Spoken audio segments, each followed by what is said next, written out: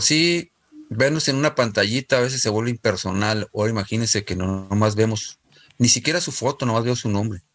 Me gustaría, y eso debe ser un acuerdo entre nosotros, acuerdo de que en clase de preferencia abran sus videos, ¿sí? Así nos podemos ir conociendo. No es lo mismo que yo vea, por ejemplo, a Lilia con su nombre y vea cómo es Lilia, ¿no? Ya la conozco. Entonces, creo que el que tengamos videoconferencias de ese tipo virtuales, pues no le debe quitar la cuestión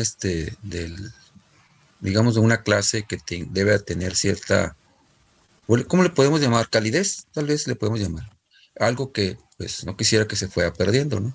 Y sobre todo porque pues ustedes, no que tenga desconfianza de ustedes, sino porque ya me ha sucedido y por experiencia de que hay alumnos que no se conectan, que se conectan nada más con su nombre y les hago alguna pregunta y pues obviamente no me contestan porque seguramente ni están siquiera presentes, ¿no?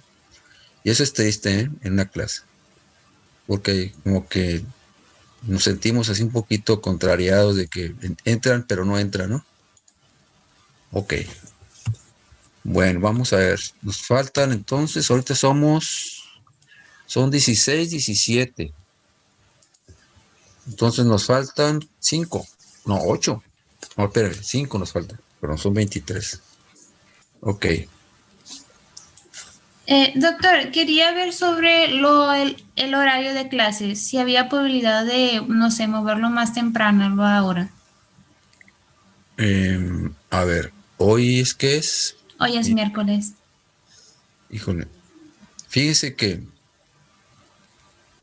el problema que tengo es que también doy clases en Durango, Santander, y hace exactamente el día de ayer, igual, yo no sé qué está pasando, yo creo que algunos maestros están renunciando, yo como siempre he estado a disposición y mi perfil, pues no digo, no presumo que sea muy amplio, pero bueno, me permite dar materias sociomédicas, igual clínicas, ¿no?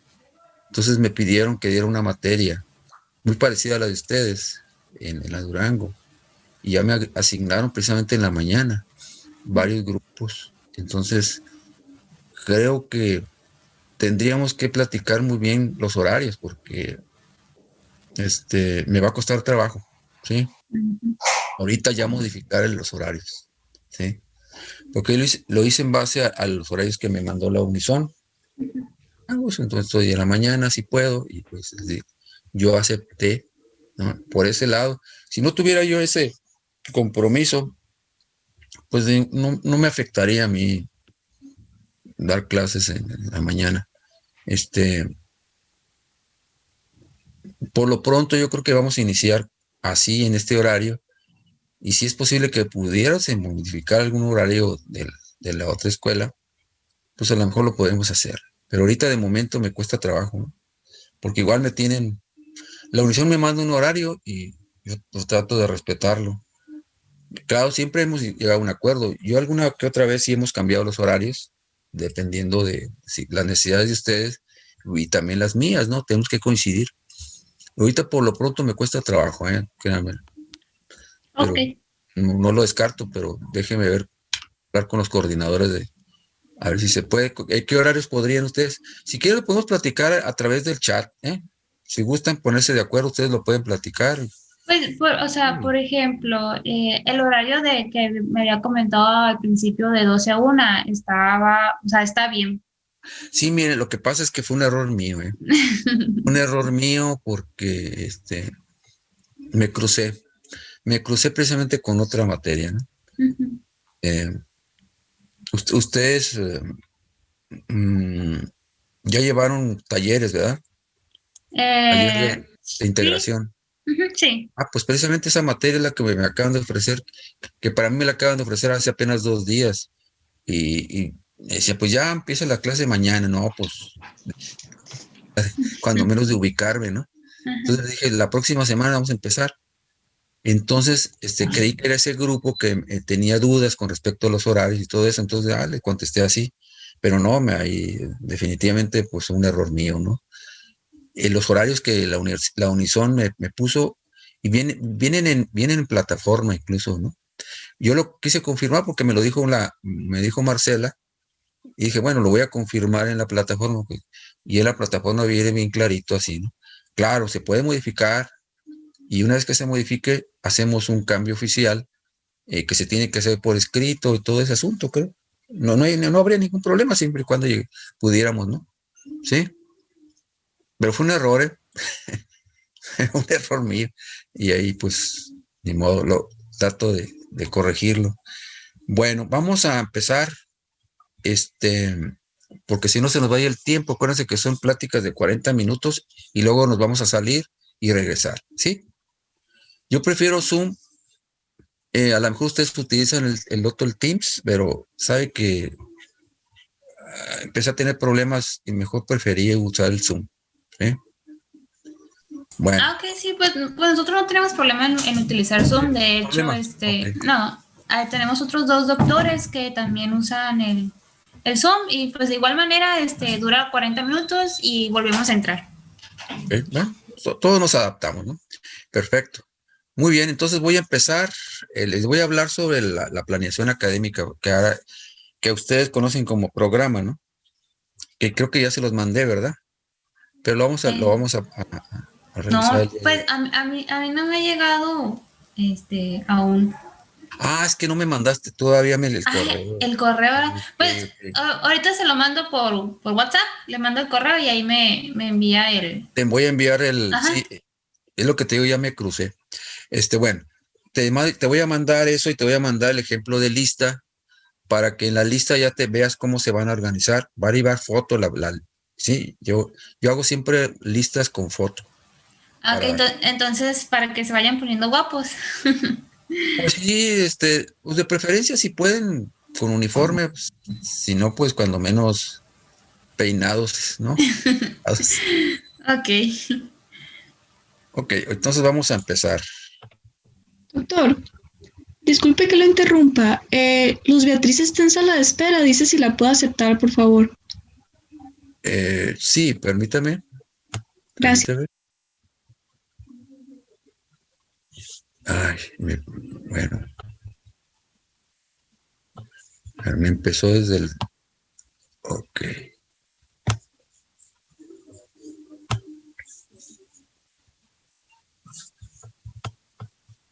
Ok, déjeme ver.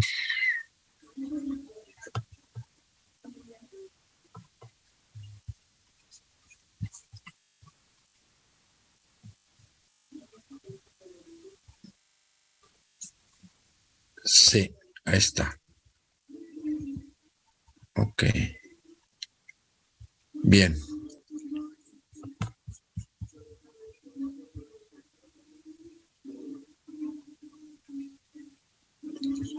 ¿Y se ve?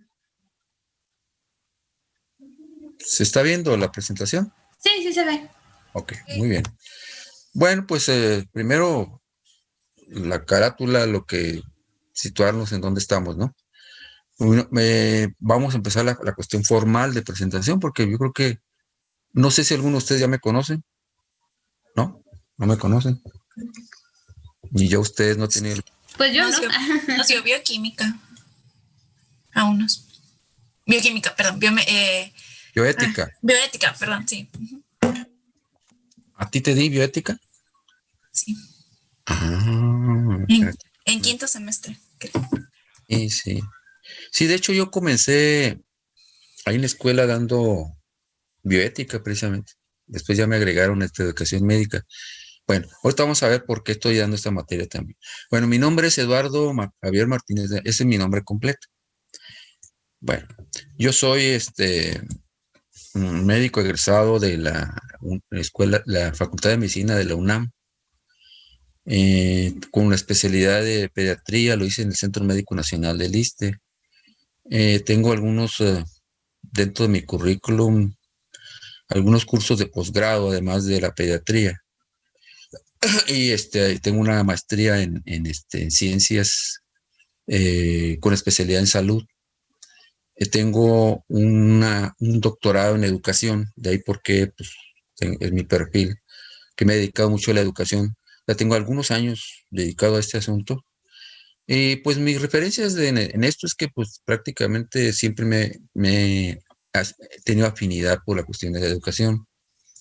Eh, y de alguna manera porque yo siento y yo considero, pero pienso que los médicos que damos clases, que somos, nos convertimos en maestros o profes, como dicen algunos, debemos profesionalizarnos también en la parte de educación. Si nos vamos a dedicar a este asunto de la enseñanza, siempre se ha dicho y se considera en la actualidad la educación médica como incluso ya a nivel de posgrado. Ya hay posgrados a nivel, ya hay maestrías y doctorados, como les mencionaba, para educación médica, precisamente por la importancia que tiene y las características muy particulares que tiene la educación médica, ¿no? Sí. Bueno, entonces vamos a empezar. Vamos a empezar. A ver, permítanme, déjenme tirar aquí a Dulce. Ok. Alguien por ahí, empezando por la jefa de grupo, a ver, ¿me puedes leer esta diapositiva, por favor? Les voy a pedir a los demás que la vayan analizando, porque les voy a pedir a todos que me la analicen un poco. Bueno, cuando menos me la parafraseen. ¿Qué es lo que...? A ver, adelante. Dice, los hombres nacen suaves y blandos. Los muertos son rígidos y duros. Las plantas nacen flexibles y tiernas. Muertas son quebradizas y secas. Así, quien sea rígido e inflexible es un discípulo de la muerte. Quien sea suave y adaptable es un discípulo de la vida. Lo duro y rígido se quebrará. Lo suave y flexible prevalecerá. Tao Te Ching. Así, Tao Te Ching. Y si le agregamos el último algo así como una ON, ¿cómo sonaría? Es una broma, es una broma. Bueno, a ver, díganme, ¿alguien me puede interpretar esto que acabamos de leer, que acaba de leer su compañera?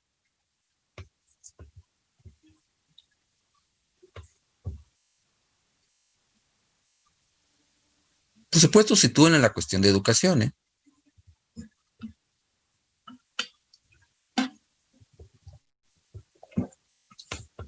Atrévanse. Aquí no lo estamos calificando. ¿Sí? Pues que debemos de ser personas, No se oye. profesionistas. ¿Sí se oye? Y ahora sí. A ver. Debemos de ser personas y sobre todo profesionistas de mente abierta, tolerantes, flexibles a las distintas circunstancias y escenarios que se nos presenten, porque de esa manera pues nos podemos adaptar mejor, podemos resolver más fácil los problemas. Y si somos pues muy duros, muy secos, de mente cerrada, pues realmente no nos vamos a poder adaptar y ahí vamos a quedarnos. No vamos a avanzar, ¿no? ¿Y ustedes consideran, por ejemplo, lo que la educación médica, el médico debe ser una persona flexible, tolerante, empática y sobre todo adaptable, ¿no? Porque acuérdense que el médico resuelve problemas y una persona que no es adaptable y tolerante le va a costar muchísimo trabajo ser un buen médico, créanmelo, porque a lo mejor puede ser muy buen teórico, pero que no se adapte a los contextos que ustedes van a trabajar como médicos. Se van a dar cuenta que los contextos son muy diferentes. Una cosa es la teoría y cuando ya vean la práctica y vean un contexto diferente al que ustedes estaban acostumbrados. Por ejemplo, ustedes están aprendiendo medicina en aula. ¿Ustedes creen que aprender en aula es lo mismo que aprender en un hospital, por ejemplo? ¿Y que la disciplina en el aula es igual que en un hospital?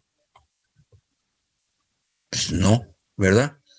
Eso es precisamente el mensaje fundamental que de este pensamiento, ¿no? Muy bien, vamos a continuar. Chihuahua, no me quiere cambiar. Ya. A ver, ¿alguien más me quiere leer esto? Yo. A ver. Juro por Apolo el médico y Esculapio y por Igeia y Panacea y por todos los dioses, poniéndolos de jueces, que mi juramento será cumplido hasta donde tenga poder y discernimiento. Aquel a quien me enseñó este arte le estimaré los mismo que a mis padres. El que participara de mi mandamiento y si lo desea participará de mis bienes. Consideraré su descendencia como mis hermanos. Primer párrafo del juramento hipocrático. Esto ya lo conocen ustedes, ¿no? El famoso juramento hipocrático, que le voy a decir entre comillas, y les va a sonar así medio raro, pero en la Facultad de Medicina, cuando yo me titulé, nunca me hicieron jurar el juramento hipocrático, ¿eh? Entonces, casi todo el mundo tiene la idea, cuando existe, digamos, el colectivo social de que nosotros los médicos siempre juramos el juramento hipocrático. Y nosotros no lo juramos. Entonces dije, pues, ¿dónde viene eso? Pues a lo mejor en otros lados sí. Pero sí es una referencia importante, ¿no? Sí. Tiene sus fundamentos y créanmelo, es uno de los decálogos de la medicina, decálogos quiere decir que son aquellas reglas que nos dictan estas personas, esos filósofos dedicados en esa época al pensamiento y a la filosofía, de que pues el médico hasta cierto punto requiere de una formación, pero la formación siempre va acompañada de alguien. ¿Cómo se llama la persona que te acompaña en tu aprendizaje? ¿Quién es esa persona?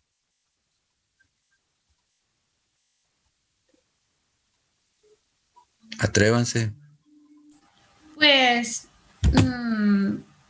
pues en todo el camino pues del aprendizaje pues están los papás y pues también los pues es más, tus papás son tus primeros maestros, ¿verdad? Pues sí.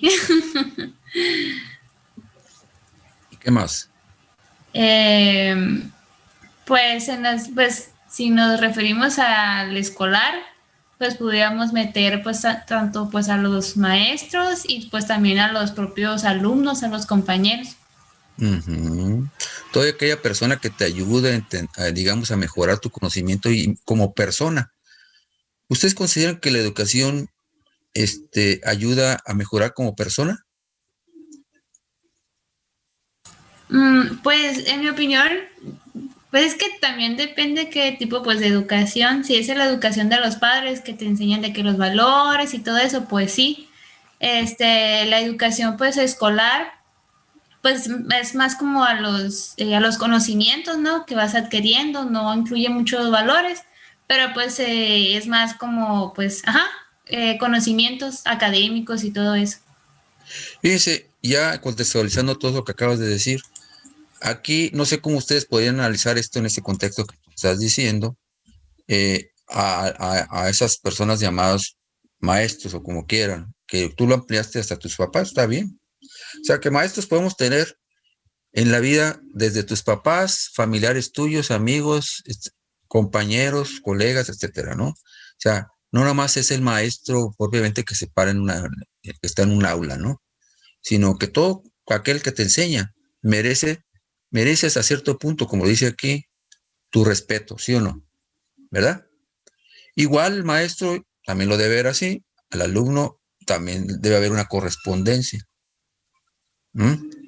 Ok, bueno. Sabemos que la educación en general pues es de origen sociocultural. La profesión médica, que nos permite de alguna manera siempre aprender bajo una perspectiva práctica.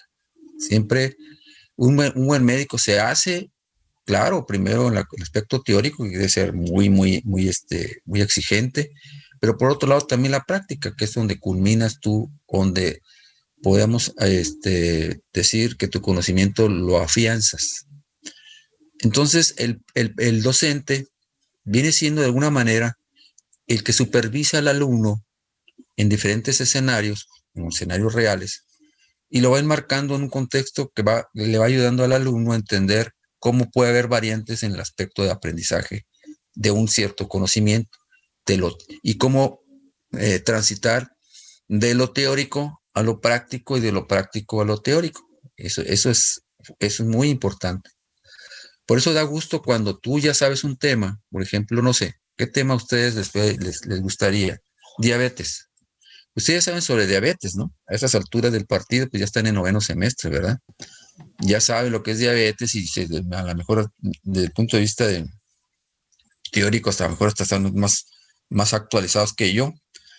Pero, ¿cuál sería la diferencia, por ejemplo, entre tener un conocimiento teorizante y a veces muy extenso del tema a, digamos, el que tiene experiencia y vivencia con respecto a haber visto muchos pacientes con diabetes? ¿Cuál podría ser la diferencia?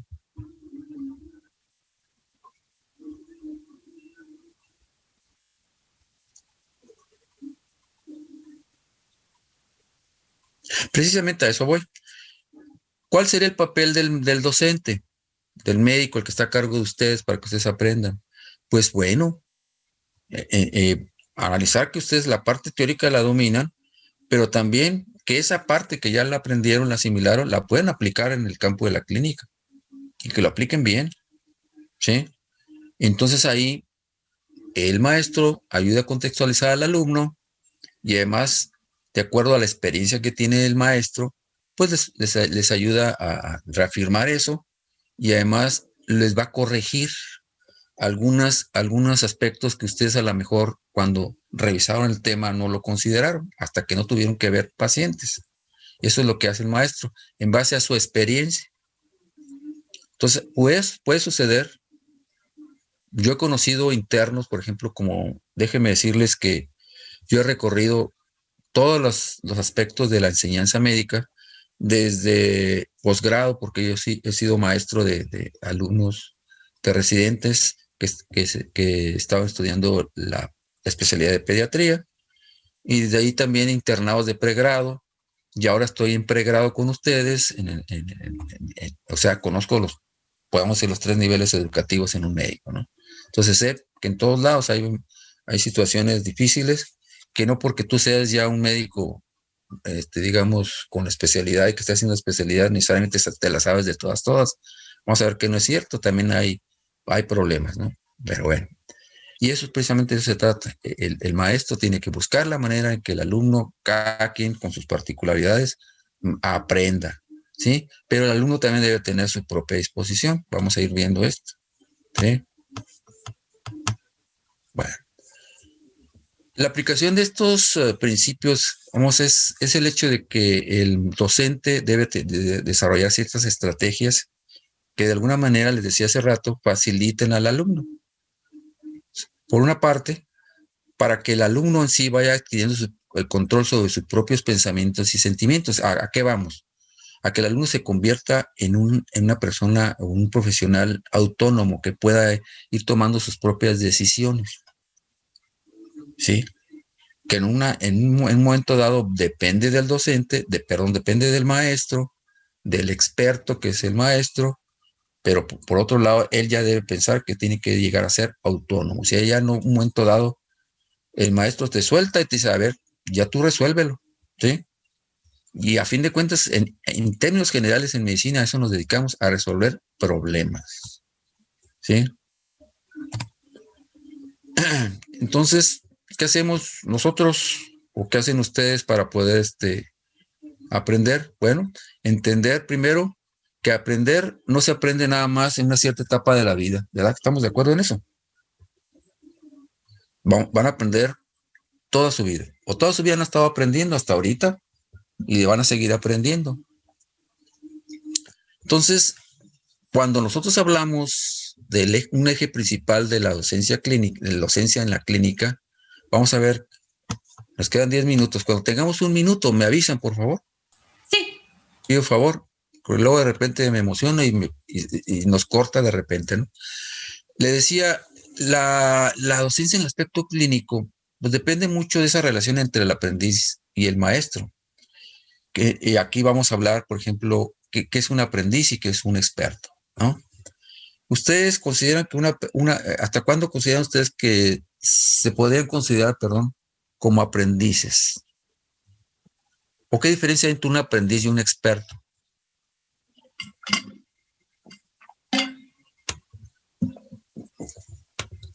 Pues no sé, bueno, no sé quién más quiera participar. Oh, ya empezaste tú. Al rato va a hablar Claudia. Bueno, yo considero pues diferencia, pues se me hace que un experto pues es el que, pues el mero, ¿no? Que pues que sabe todo y pues que el aprendiz pues apenas va aprendiendo, pero siento que pues nunca se llega a ser experto en algo. Siento que, o sea, se va aprendiendo, o sea, cada vez se aprenden cosas nuevas, pues. Siento que no es como que experto, se me hace que como que no existe. A lo mejor que lo maneje bien, que sepa pues manejar bien las cosas. Sí, pero experto, creo que no.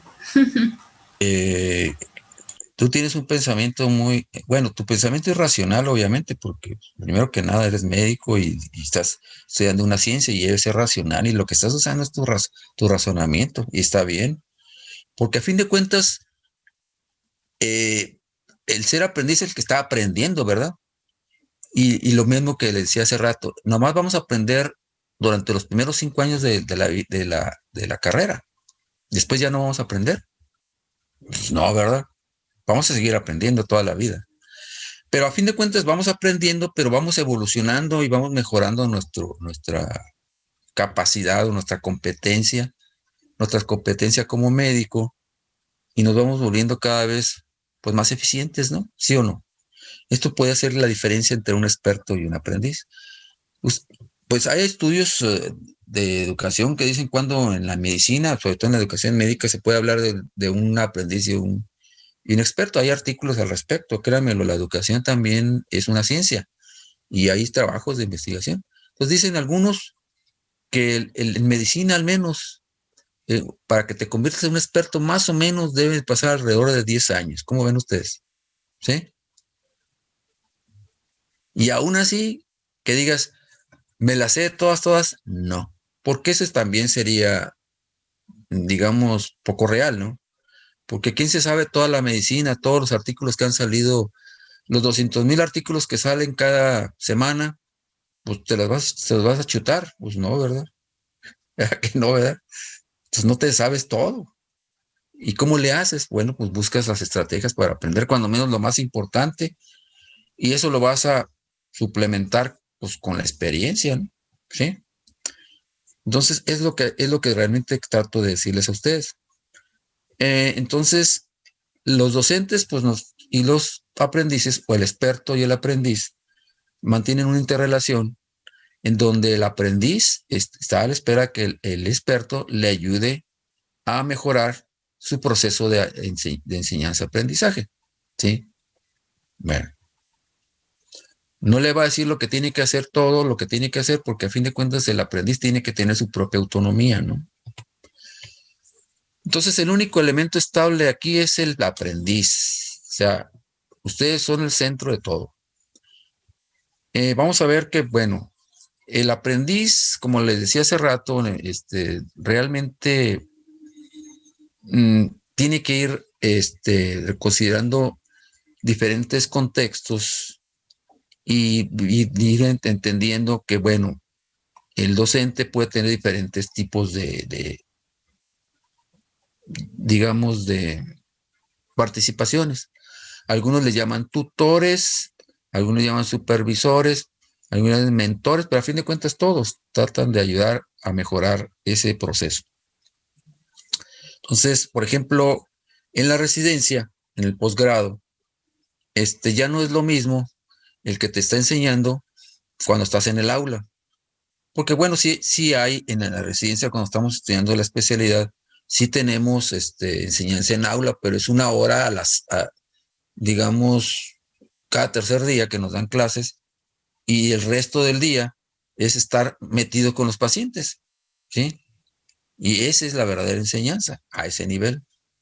En cambio, ustedes aquí a nivel de pregrado, pues están básicamente en aula, revisando teoría, y pues los pacientes, pues alguna que otra vez van a haber pacientes por ahí, pero es diferente.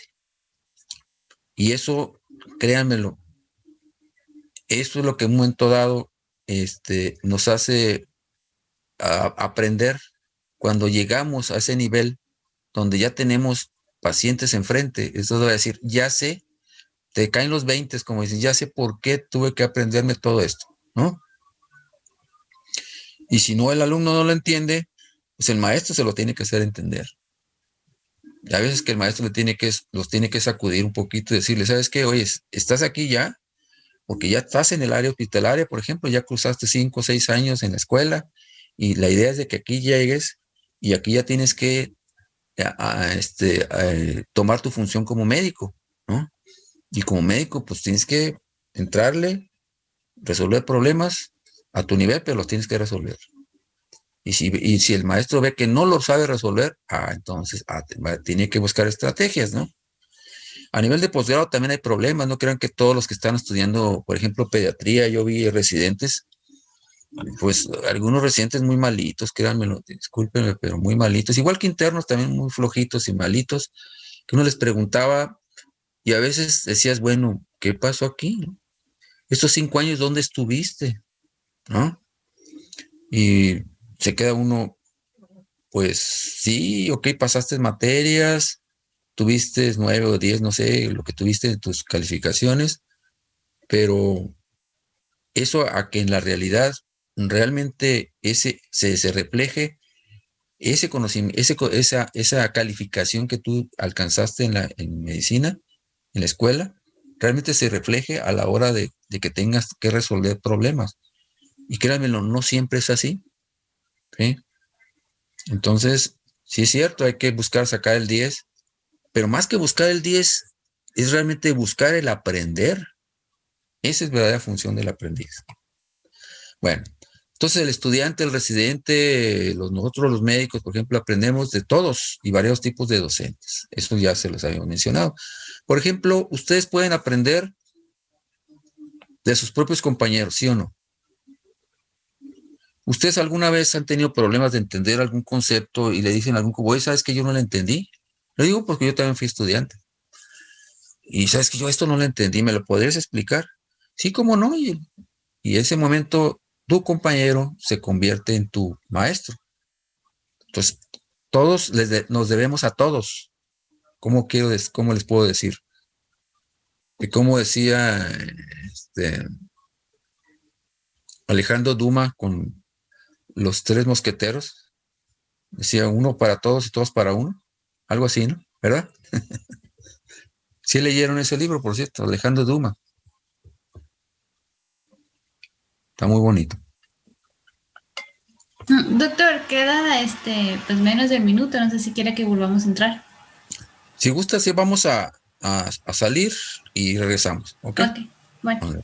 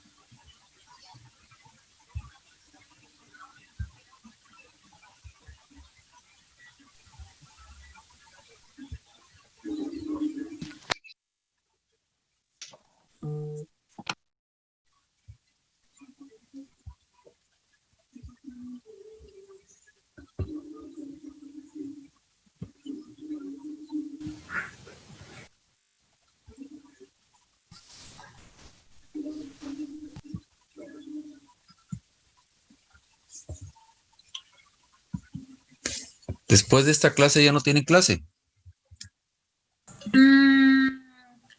Pues no, hasta la próxima semana. Después de esta clase tenemos 3 horas de laboratorio. 3 horas. ¿A qué hora salen entonces? A las 9. no, 2 horas, perdón. Sí, 2 horas. De 6 a 8 tenemos laboratorio. Pues sí, ya sé. No me extraña porque a mí también me tocó así en la UNAM y allá era peor porque prácticamente vivíamos. Yo ya ni me iba a mi casa porque yo tenía que ser, digo, un departamento donde vivía, no decir casa para decir algo. Era casa, vivía ahí en un cuartito de azotea por ahí, mejor ni les digo mi vida, ¿no? Pero bueno, que tenía que viajar 1 hora y media para ir a la UNAM. Imagínense, ¿no? Pues no, a veces hasta 2 horas. Pues entonces salíamos a la 1 de la tarde y a las 3 teníamos otra clase. Y dije, no, pues ¿para qué me voy? Y ahí nos quedábamos ahí y ahí comíamos, ahí, pues ¿qué comíamos? Pues imagínense que íbamos a comer ahí en la calle, ¿no? Tacos de, ¿cómo le llaman esos? Tacos sudados o algo así le llamaban, que era a 50 centavos o menos, no sé cuánto costaba. Total que bueno, eso es lo que comíamos para esperar las siguientes clases y terminamos más o menos eso, así como a las 7, 8 de la noche y otra vez para atrás. Y así era, ¿no? En fin, pues ni modo. Ok, nos faltan todavía, vamos, bueno, yo ya voy a empezar, ¿no? Para poder optimizar el tiempo, porque nos queda muy poquito tiempo ya. Ok. A ver. Bien. Ok. ¿En qué íbamos? A ver. Estábamos en que todos aprendemos de todos, ¿verdad? Y por ejemplo, cuando ustedes les decía de sus compañeros que les enseñan también, le digo porque yo tengo algunas anécdotas al respecto, ¿no? Yo creo que la parte de por qué me gusta la educación médica es porque a lo mejor mi formación como estudiante fue algo así, ¿no? Que me gustaba mucho a mí ayudar a mis compañeros a aprender, ¿no? Incluso hasta me compré un pizarrón ahí, y ahí revisábamos los temas, ¿no? Y dicen por ahí que como que dicen, el que enseña aprende 2 veces, algo así, ¿no? Y sí es cierto. Sí es cierto eso, ¿no? Bueno, entonces también, por ejemplo, tenemos nosotros a personas que no son necesariamente nuestros maestros directamente, pero que participan en nuestra formación. En el caso, por ejemplo, de nosotros como maestros es obvio, ¿no? Pero hay personas que ustedes no los consideran maestros, pero sin embargo son personas que los pueden ayudar. Como por ejemplo las enfermeras, ¿sí? Las enfermeras, algunos en cierta etapa de la vida, por ejemplo, yo lo hablo por mí, tal vez en internado de pregrado, pues había atendido un parto o 2 partos cuando llevé la materia de ginecología, pero pues así que decir que sabía mucho de partos, pues no, la cosa teórica, pero ¿y quién creen que me enseñó a atender partos? ¿Eh? No se oye. Otro compañero.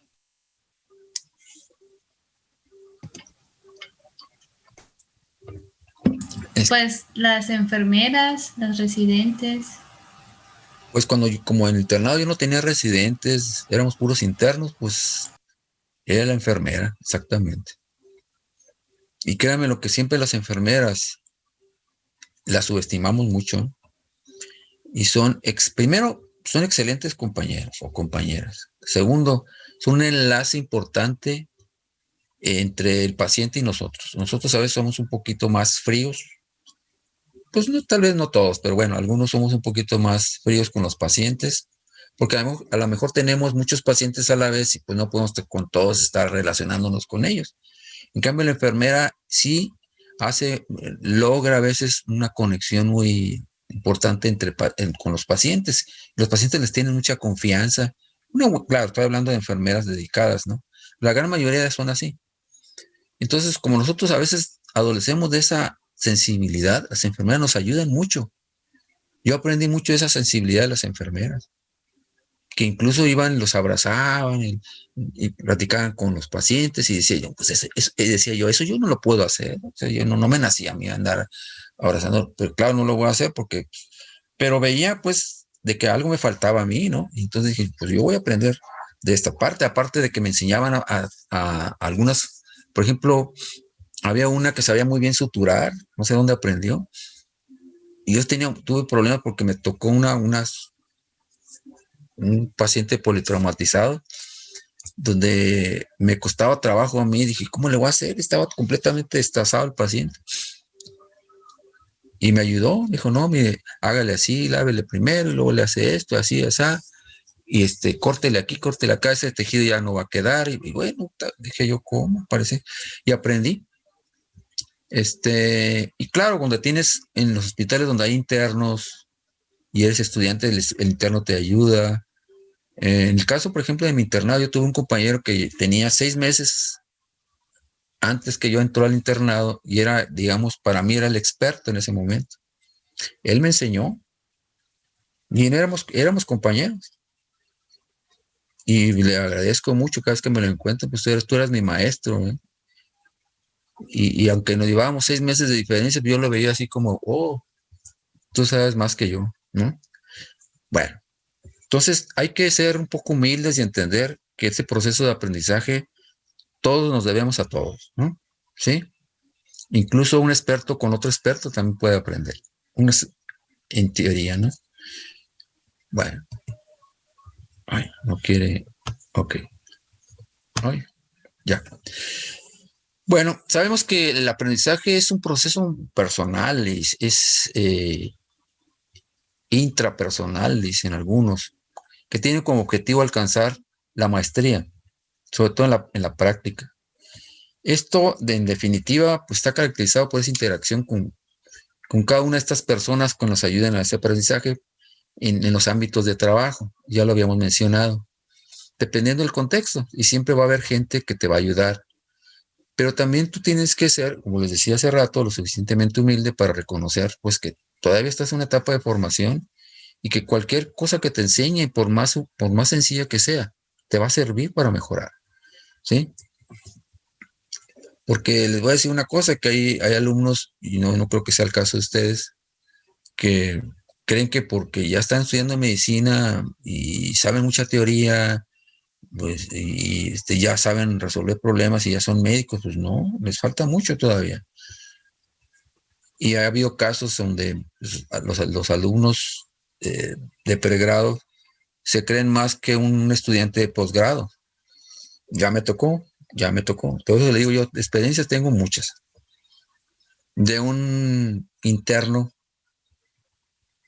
y que les diga algo, no se sienten. ¿De qué escuela creen que eres interno? Del Unison. No le hacía caso al residente. Hasta que el residente se quejó y dijo, no, este interno, le digo, no me obedece para nada. Ya busqué todas las opciones y hasta que pues ya fuimos y le preguntamos, a ver, ¿por qué no le haces caso al residente? El residente es tu jefe. O sea, recuérdense que en medicina se maneja como si fuera una jerarquía militar, créanmelo. Ni modo, así es. Y no lo entendía porque no tenía humildad, pues. Y le preguntaban, bueno, pero ¿por qué no le haces caso al residente? ¿Y qué creen que contestaba? No pensaba que era su jefe.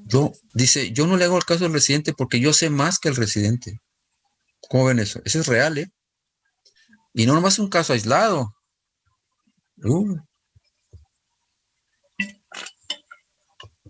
Y nosotros nos preguntábamos con los maestros, bueno, si que es interno y va saliendo de la escuela ya tiene eso, pues yo no sé cómo va a lograr desarrollarse como persona y médico si sigue creyendo que ya se la sabe de todas.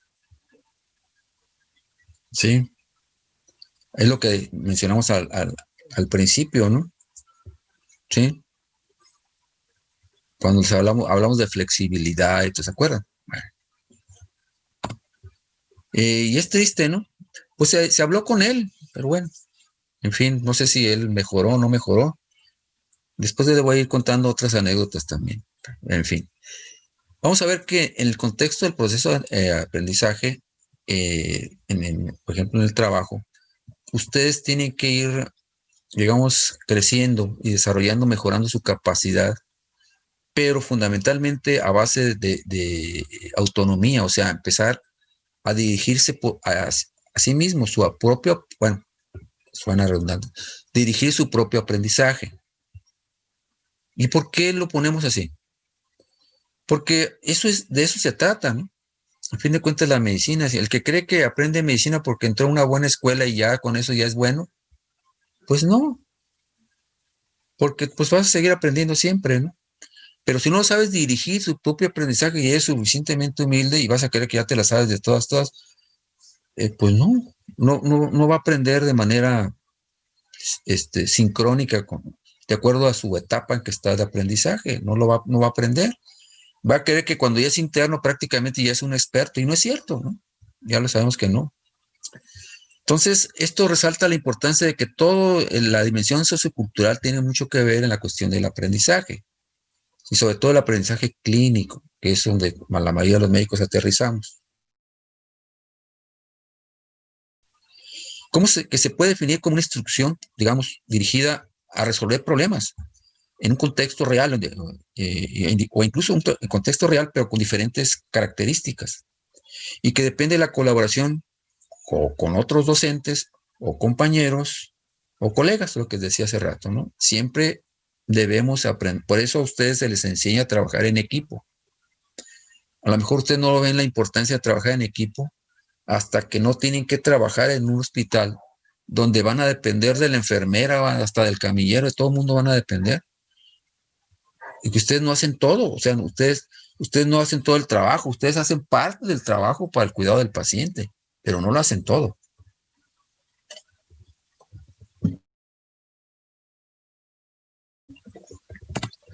Bueno, en 1999, en Bolonia, se incorporan algunos aspectos importantes de esta perspectiva del aprendizaje. Se lo voy a leer. Dice, la incapacidad para actuar de manera efectiva que tiene lugar cuando dependemos del conocimiento de otros, y el hecho de que el aprendizaje se produce en el contexto de las relaciones sociales, son las razones por las que el conocimiento debe ser concebido más como un atributo social que individual. Claro, depende mucho de la parte personal, de la motivación individual que tengas tú.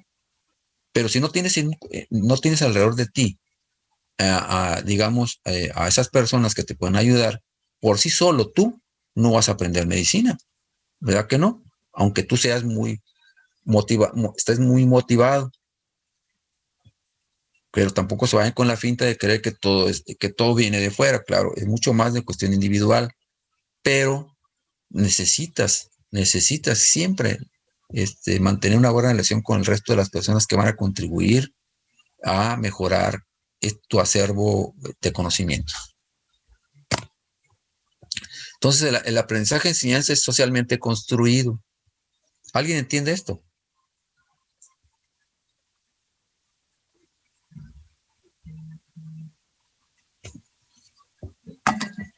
A ver.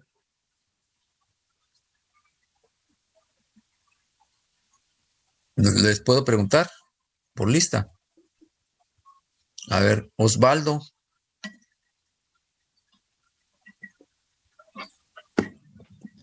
Que entiendo como socialmente construido. Sí. Pues verdaderamente que depende de mucho cómo la sociedad lo perciba el aprendizaje, porque por ejemplo no es lo mismo, inclusive en los niveles, pero bueno, no es el mismo aprendizaje el que vamos a ver, por ejemplo, en Reino Unido, en Europa, del que vamos a ver en un país americano como Estados Unidos o México, e inclusive pues en los niveles educativos, o sea, a nivel primaria, secundaria y a un nivel ya pues profesional como universitario, ¿no? Entonces, en sí la sociedad va a tener diferentes preceptos de cada nivel educativo o estudiante. Inclusive yo creo que inclusive en mismo México, en diferentes partes, en zonas rurales como en zonas pues ya más urbanas, puede haber distintos preceptos de lo que es la educación o el aprendizaje. Muy bien. Sí, fíjate, tienes una idea muy clara. Fíjate, por eso a veces les pregunto así, me sorprenden, ¿eh? Aunque yo les hago una pregunta y no me contestan, pero cuando yo les hago una pregunta dirigida, a veces ustedes tienen más idea de lo que creen, ¿no? Y tienen más capacidad de razonamiento de que ustedes mismos lo aceptan. Está bien, es cierto, o sea, los sociólogos le llaman a este tipo de actividades como es la educación, constructos sociales le llaman. Todo lo que tiene que ver con los cambios, digamos, relacionados con nuestras relaciones sociales, desde la familia, por ejemplo, nuestra educación es un constructo social desde la familia, ¿sí? Los valores es un constructo social. ¿Por qué? Los valores no existen per se, no es algo biológico, ¿verdad que no? No es algo tangible, sino que la sociedad ha evolucionado de tal manera que los valores los vamos a ir adquiriendo en base al razonamiento de que cómo todos tenemos que aprender a convivir en una sociedad. Entonces, hay algunos aspectos como lo moral, lo religioso, etcétera, que son constructos sociales. Las religiones son constructos sociales, no existen per se, ¿sí? Bueno, lo vamos a dejar aquí porque ya llegamos a la hora límite, ¿no? Nos vamos a ver mañana, ¿de acuerdo? ¿Sí? Sí, ok. Gracias. Entonces, nos vemos mañana a la misma hora. Sí, Y te voy a mandar el programa, la planeación, un ejemplo de lista para que me vaya haciendo la lista, pero organizado por equipos, ¿sí? ok, sí. Ya lo habíamos comentado. Y que sí les voy a pedir que de favor que esa lista esté lo más pronto posible, porque yo mañana, terminando la presentación que les hice hoy, les voy a presentar el programa, ¿sí? Ok, Y una vez terminamos esto y el programa, la próxima semana ya iniciarían ustedes con sus presentaciones, digamos el equipo 1, de acuerdo a la planeación que tenemos ahí, ¿sí? bueno, sí. Bueno, entonces nos vemos mañana. Doctor, ¿la lista quiere que se la mande en Excel o en PDF? Pues, ¿qué es mejor? No, mejor en PDF, ¿no? En Creo yo. PDF, bueno, con foto, ¿verdad? Me pidió. Sí, Ok, por eso muy bien. por eso te voy a mandar, yo te voy a mandar el El formato. ejemplo. Te voy a Ok. mandar el formato y para que tú nada más pongas la foto y le pongas el nombre, el equipo, la materia, etcétera. Muy ¿Sí? bien, sí. Nos vemos entonces. ¿Sabe, doctor, hasta mañana? Hasta mañana, doctor. Gracias, doctor. Gracias, hasta mañana. Bye.